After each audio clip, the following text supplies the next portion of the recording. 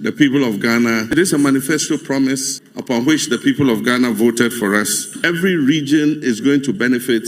A year of growth. If you have information, because we believe that somebody somewhere has information about their whereabouts. Ghana Gold Board, after gold smugglers, gold as say they claim over $6 million are not money. Illegal mining for their account. Yenchi Sammy Gyamfi, Yenchi President Mahama.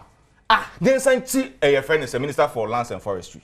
Corona dear. Yen some my phone yina kwaba ebiam emra dwumadi so afanasia.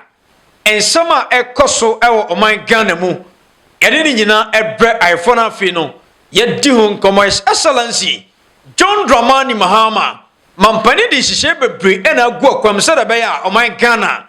Ye be for ye ntoma pa efra big push. Regions a ewo oman Ghana mu nyina no.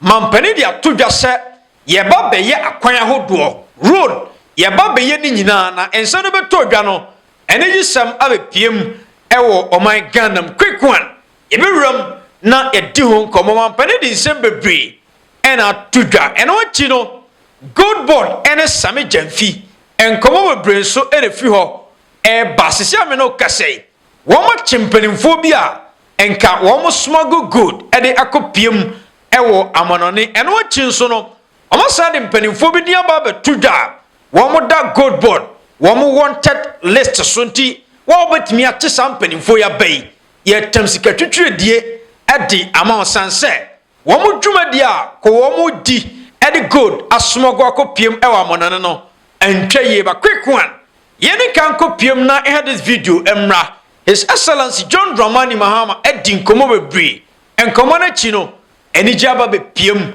ewo oman Ghana mu a ese regions ni nyina no obia e bose sanse akwan a enye ewo oman Ghana mu no e ba be ye commander e the quick one yentin sama mampani dia tudwe koba e be di nkomo. By the grace of God, in 2024 the people of Ghana gave NDC the mandate. And that gave rebirth to the Big Push program. And so it is a manifesto promise upon which the people of Ghana voted for us in 2024. Indeed, I remember when I went to the palace of one of our traditional rulers during the campaign. And he told me, he said, President Mahama, we will vote for you. But if we vote for you, if you don't do anything else, just fix all the roads in Ghana for us, and we'll be satisfied. And so that had stuck in my head since. And so from January 7th, we've been packaging, designing road projects across the length and breadth of the country. The Big Push touches all the 16 regions in this country. Every region is going to benefit from its share of the Big Push programs. The Big Push projects have been allocated in such a way that no contractor will take 24 months to complete, because we haven't given any contractor too long a stretch that will take him too much time. We've broken it up into pieces so that every contractor can work quickly and then they join their portions together. So let me apologize to Ghanaians. From the launch of this Big Push here, the whole of Ghana is going to become a construction site. The whole of Ghana is going to become a construction site. So bear with the contractors. That payment will not be a problem. This year, the Minister of Finance, on my instruction, put aside 13.9 billion cedis, almost 14 billion, for the Big Push alone. Much of that money has not been used yet because we are still packaging and going through procurement. And so we're going to roll over that money to next year. And next year we're going to add 30 billion cedis to the 14 billion cedis. There are a few wheelbarrow contractors who have come to me. Oh, I hear they're distributing projects under the Big Push. I want one. I said, my friend, this is not for wheelbarrow contractors. You are my friend, but I won't give you because it's not for wheelbarrow contractors. His Excellency John Dramani Mahama. Of course. And sir, Sammy Gyamfi, any good board on sense some hasi, but I'm son no.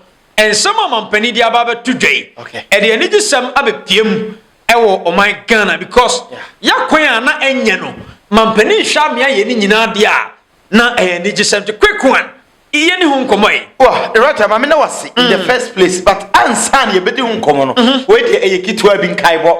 The right time him say on the 27th of this month, September ye wumi. And a wedding, you know, e baso. Ah, from say ye ka wusi o, ye nkata so. Say wedding we ya. Enka mi disie kakra. Nya bibia nti na nka me ye ne sa. Okay. Use bibia ni ahoboa no. No e biketua bi na ho ato. Yeah, but ye mpa ni sa. The way I must expose me no. Say and na me ka no pa na me kan say wanhwe ya mo ya ma asemasi. Abi we asem bi esi ni nyina ne say. Said ye na wo pe no no. Ye mpa ni sa. Sa. And ade no so ye nya ade aba bontia. Asama esi ni say. Sa kwa se bia me sika sem fom. Okay. Na me koye bibi popotwa bi. Na mo so mo like am ahwefo atie no. Ade ne ye say. O ka se mi nso a mentimi nsim kwan. Ade ne say baby a ye ginan. Ye ne ahwefo na ye adwuma. Nti in this case say wo pa na wo mpe no. Enye de wo pe na ye. They say de ye de ahwefo pe no. Ene wo se ye. Nti we de eye sre na me sre. Enye wo pe o de say wo se o. Wo de obenya ama ye ni hu nkomo. Ya te ase. But ye pe mu de ye ne ahwefo di hu nkomo nti. Producer wo de boa me. Na ye mfa number no. Ento so mobile money number no. Nti wo de o frɛ na wa nyaye kra. O send ye momo ye be gidi ne bright owusu.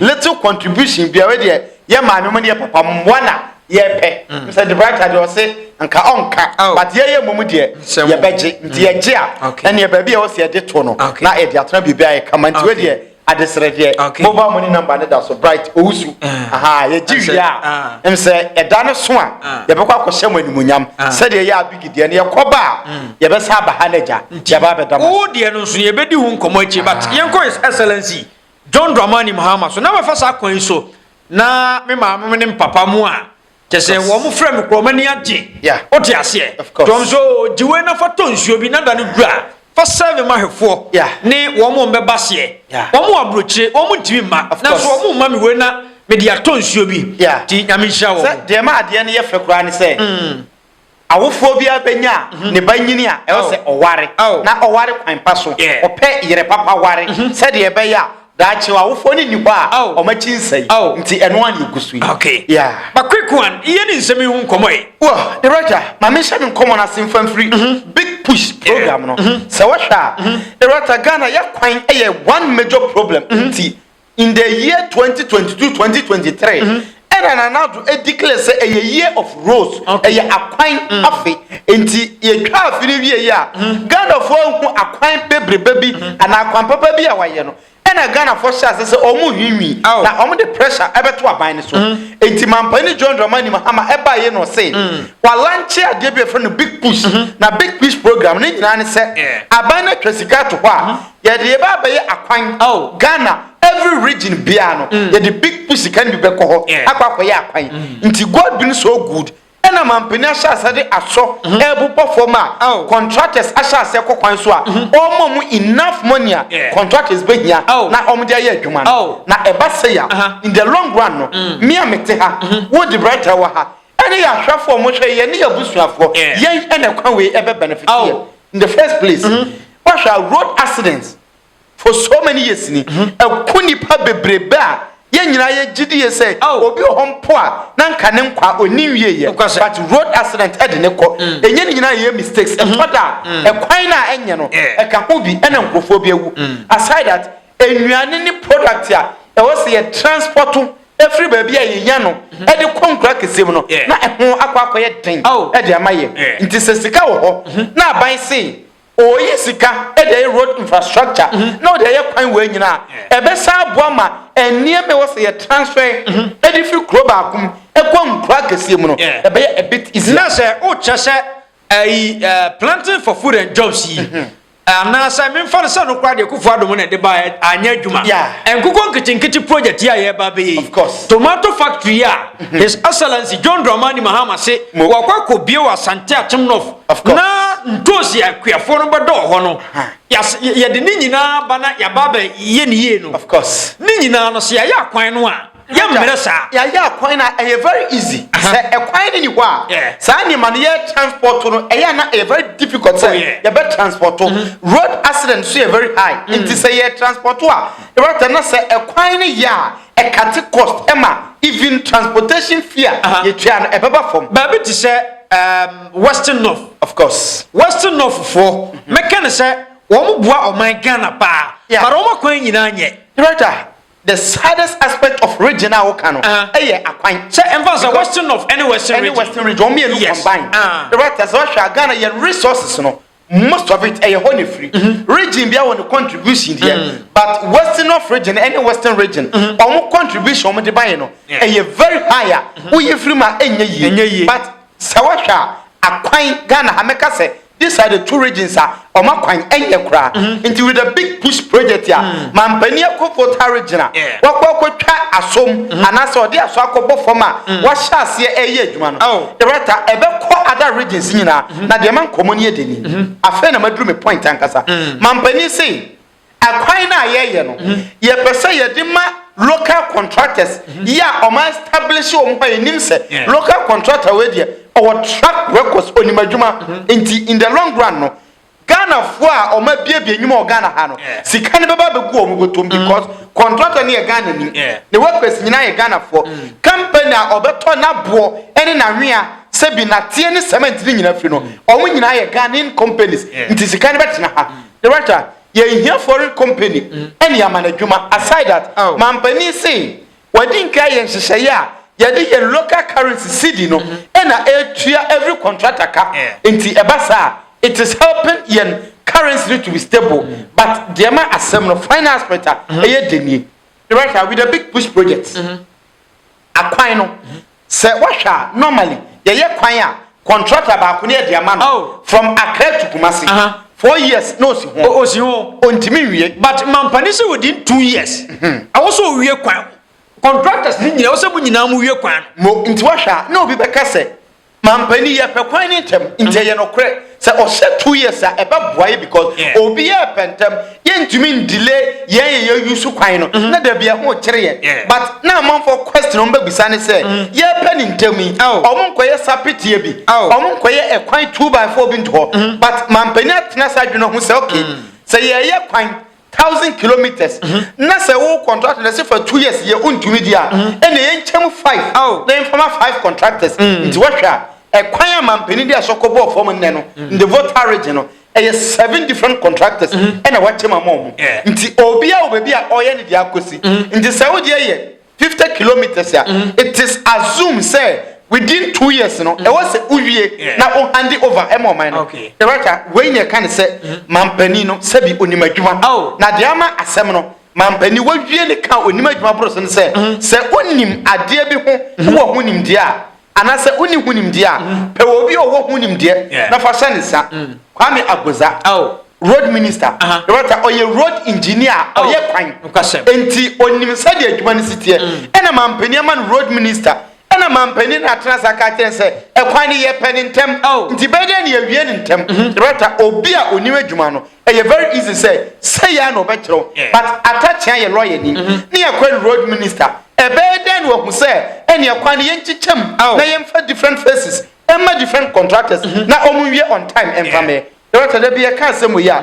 nkrofo be jechimie but in the long run no mampani big push project we obi a ka say already ne ba power 24-hour economy na de ne ba power but se mampani 24 years ni wia se otimi ma big push project we o supervise ni ye ne said your person oya onko no eno ene be topic of the term na obi try ya obi abedi hu nkomo because with big push project ye sunwa twitechima to boli to our road ye voter region apan wie ye upper west akwan Accra to Kumasi ye ni nyina wie there was a lot of roads are capture our big push project in just 3 years say mampani wi akwan we nyina wi a you think say obi betina ba bi aka bi biam because osi kwan ne so a e kwan ne dem osi kwan ne so a no traffic osi kwan ne so a obi nkroso sa midika ka say ename wo say me ne opening case bi kasa no say yankasa for a bad rose of course bad rose yanka bibi nche mampani nti ya ensemi beto dwasa no na ni gisem na aba of course ji ase se akwan timi koso no mutimi ya akwan nyina ase Ghana fo nyina ni magi right because what ade ba ko a very keen say normally akwan no it affects everybody ya woni ma bi a untimi nyimfiri ho in se Ghana fo so on that na mampani eye aswetie na oya that alone at the end of the 4 years term we ya oba bidi no unse obi aka se legacy ben na wujaye project ben na waye de ensa ba kire so se oye 4 dual road from Accra to Kumasi or twice completed wie aye the fast track road ne expressway no express road no se oye wie na wa wie we nyina these are monumental projects ya obi agina ba bia ordinance ba kire so aka se Mampani John Dramani Mohani second term obaye no these are the legacies Accra to Kumasi wawie Aflawo to go wawie kuma Techiman to wawie the writer very simple ya mo Mampani abaso but the writer before say me free one thing Mampani see and nam fofo na oni mo ye fa mo ye contractors ya mo di hui baro and the year adwuma and man ho so pe contract oni mo nya adwuma bi ye mpe 2x4 contractor say we see me NDC ni enti me mfiri ye 5 ye ma me contract na me nkoye adwuma enya de be ma ebi si ho director say mampani timi ya de we wi a we because contractors ni bebre a akwan ni esentam no eye adwuma omu ni director utimi te ye say ya matcha ma untimi contract o ye road contractor director basa ekwan ni beka fa kwan ni ma proper road contractors a omo track record ye mo mampani abaso o ye na damfo a o ye na damfo onye road contractor pe o ba bitina Baran yentumrika na enko gold board ene Sammy Gyamfi of course baran sana no Sammy Gyamfi di nsem bi atuga yakoba inimise commander be bie nsem nim na wakyerkyeremu ye edi amaye abusua gold board wa yete ya kyese wo mu to gold asese ame no kasei amaye currency no ho edin no stone na no amanfo da so smuggling gold ndi kopie mu amanane yetewa yentiwemra. For now, the offer is 1 million. We are open to discuss that further if you have information, because we believe that somebody somewhere has information about their whereabouts. And please, you don't have to be a Ghanaian to give us information, whether foreigner, no matter who you are. Once you have useful information that can lead to their arrest, kindly share that, and we will reward you bountifully. Sammy Gyamfi reaffirmed the board's commitment to restore integrity in Ghana's gold trade. And we are determined to end the era of unchecked gold smuggling and restore integrity to Ghana's gold trade. So we would like to urge all gold buyers who are licensed by the Gold Board, all licensed miners, all companies, businesses, and stakeholders in the gold trade to adhere strictly to the provisions governing gold trade in Ghana. Okay, Commander. Yeah, director. Sammy Gyamfi. Of course. But then we screen this one. Where Sammy Gyamfi Facebook. Yeah. Ebra o posti story ni nyina ho nti ai bobone to for twimae. Well, director, we a interesting story. If Gold Board aso yeba. Ni nyina ne say Gold Board chairman Sammy Gyamfi na e kire mu say omo kwakwati gold smugglers bi ya ebi so adwane a say eguso a epe wo mo.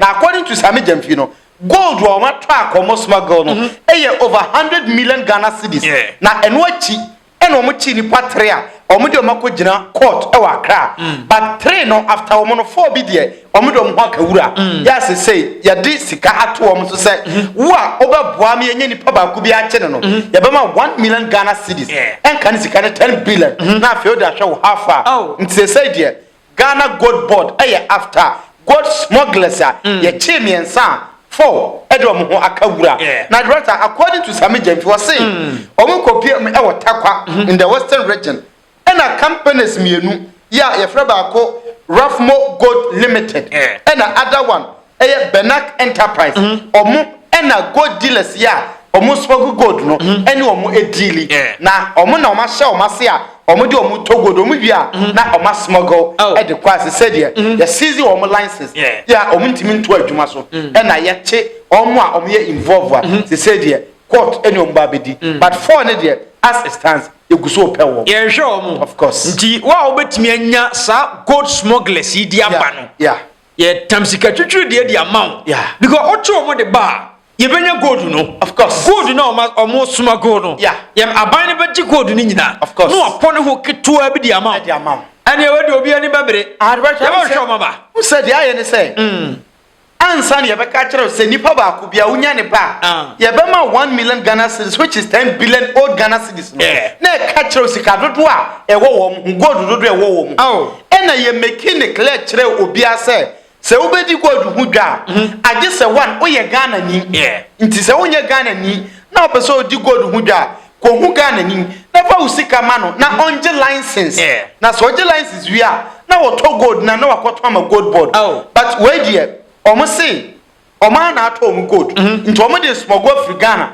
akoma fufuro makoton wa bra omo ni nya so mfa so the writer allegedly gold dodo omo ato a Ghana gold board agye no as it stands it came old Ghana cedis 1 trillion the writer way some of the reasons in tia ye mu bi ne abani ya adwen say gold board no ebe ma ye enough money em ye de infrastructure ye hia projects ye hia wo Ghana ha no there is no way ye be da sorry na ye kwakwaje 100 million Ghana cedis afri obi ko free a ye ntua sika bia so kwaje bosia mpo a it will come with interest the gold board has come to stay ye nyina ye ni akiri but assembly ne say we are whistle blower the writer I want it hu yi because as it stands ye chasing crofo yi wa we blow pistol no ohu ahi nkofo ni nyawa o mo mfa nchew but a very good move commander me ba ye nyina we so na ye ntiensem we mra o say amanfo say gold board no ababa sesa oman Ghana eno na nse kwa no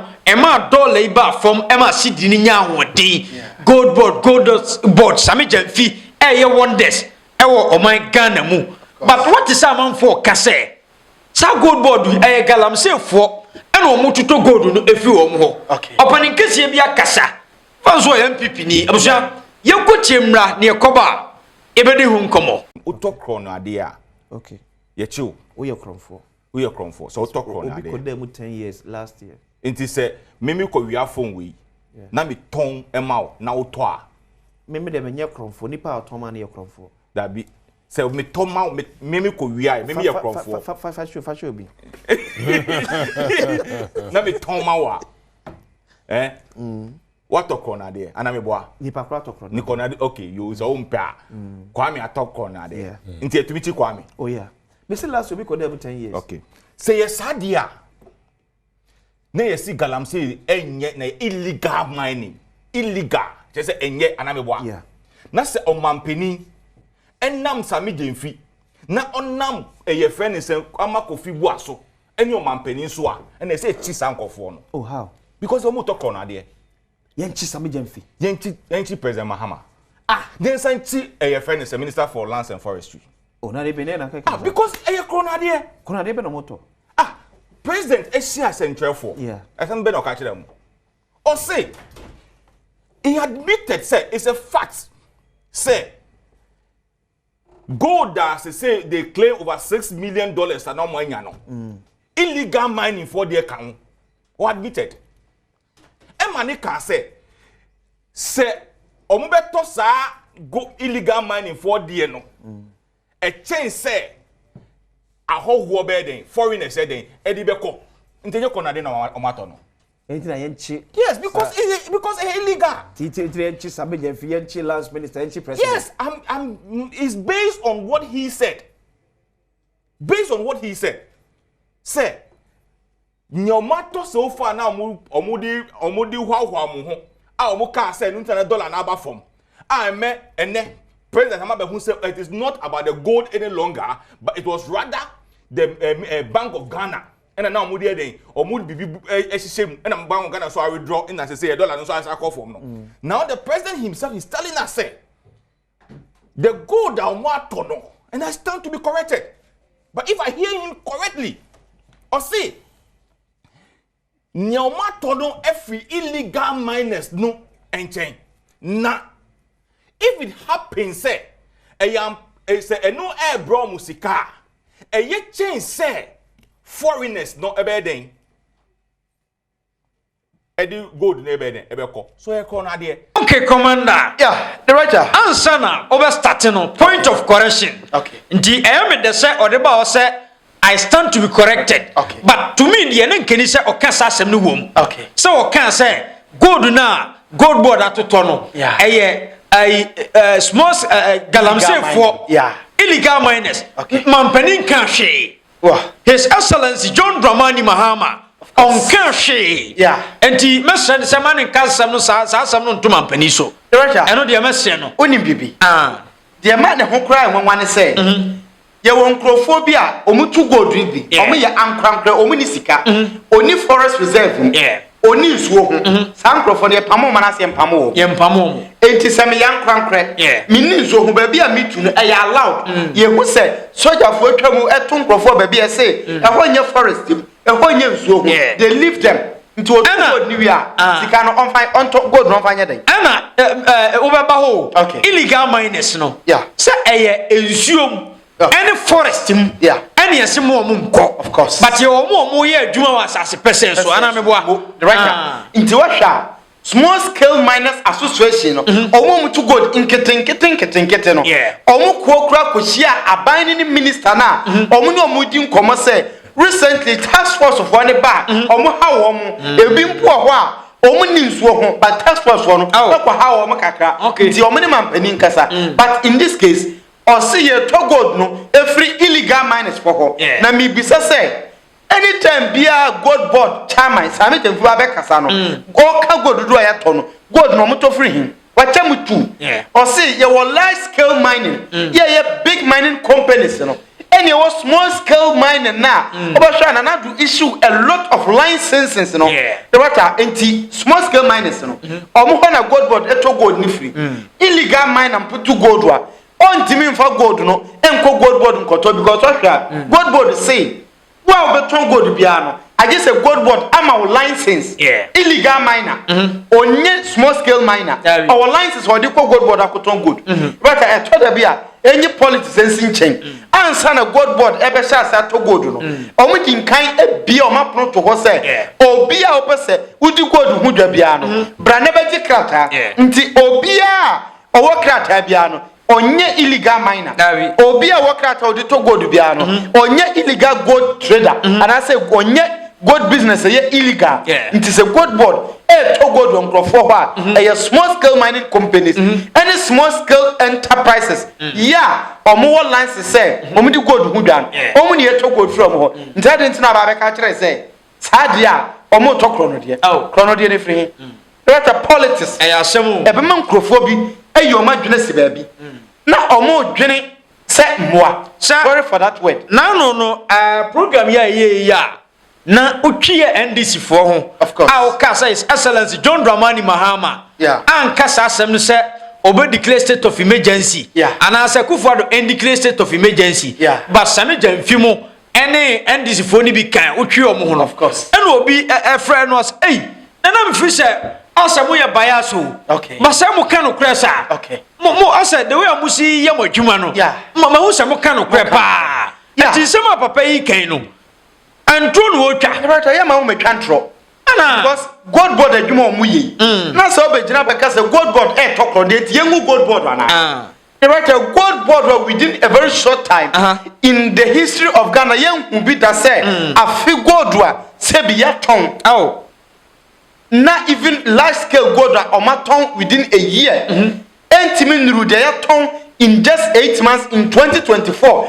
Gold board ama omaninya a lot of money. The bayani ma papa no. We see gold board or to illegal gold. Because illegal miners any to gold. The right no credit say gold board entwamune entwamutina. It has come to stay. Say the cocoa board etiwa entwamu no. Intima samene say sa kronfo bi ko wia koko ekotoma koko kachini no so toma company na company to koma Ghana koko board koko board to krono dia na the question is Ghana koko a afibia koko board koton no ebi wo hompo a sorry to say emfri Ghana ha enkrofo smuggle Ghana de e de ko ba bi yetiase amanfo nso wi akrofo koko ton at the end of the day obi a oni krata bia no ontimi nton koko e magana koko board nti koko board e kromfo gold board nya kromfo ontena se na on revise ne ho ene ne nsem because at long last baby e dina ndey gold board na solve your problems no upe galamse ni yempe ye betu asie but ye tu asie a gold na ye ton no it will not change because gold na da so assassin you to now mutu no small scale miners will employ them they will still dig gold no ma yaba ye betu na ya ton but in so ne de no go area forest no go area it doesn't make sense this small cano abani quick one yem fancy I force me musha sada be na so be ware the right away they say they say me shadi bi nti wo de ma wo de ne mra so wi e successful na nyame ya adom ahwefo boy na ja bibia to de minim so omo beye sa ahwefo de me onim wu a wo hwe na abigide no omo ye je say e brom expectation nti se wo de ni twam wi a na ya sha sa adwendwene ho se afi babe na wo be na me ware o se we betme this year ya we de senya ya na se we December mu kwa betimi a ya firi ho sa ye free onye sa maba no metata ododo omamo ababraba ensem fata Kristo ensem fata Nyankopon ade ase ni nyamesum nti no me na maye ho adwuma obi krase ai na oware ntami ebia na wakwa brochire opportunities o me so opportunity enam si nyame beye abrochire no nyame boa asem ni nyina no aha nti no de ye fanto ho so obi o say very important organa ha o ware ntem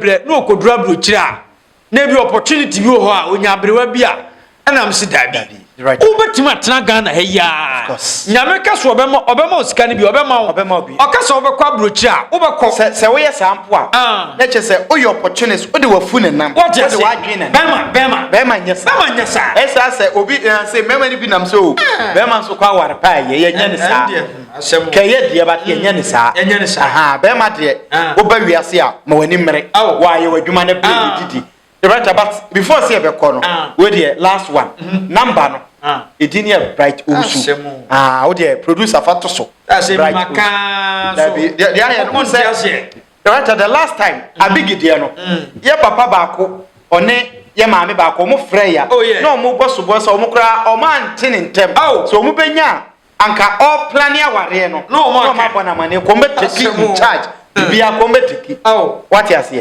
nti we no de yen kan ntem yen kan akusi se we bi kra te hwa be hu se bia ye papa ba kwa na ma ba ko so ade no kra no ma take you over bibia na possible ne ba ne o se ne ba ne no take you bibia da bi o se ba nya de wa wo e wi ase no bia ya bedru no obi o kra o care about you atoda ebi mu ni ye di nkomo hu se omo dwere ye ho more than em obi a wawo no kre what you say no kre ba obi bi ni de waye ni ye na omo to data keke obi o ko adwuma ba of course YouTube nipa bebrebe no obetna kasa brighter media na me hwem a yeah Sani paro kwa wasine ye papa millions of channels wasine ye maame and am to what you say of course wase da upe umpo ya no be hwe mi ho a ono kura enim ade ne more than ye but still obehwe of course omo nim cheye of course na ompanimfo bebre wo ho a nyansan yeah wo mo adwini so cheye ye de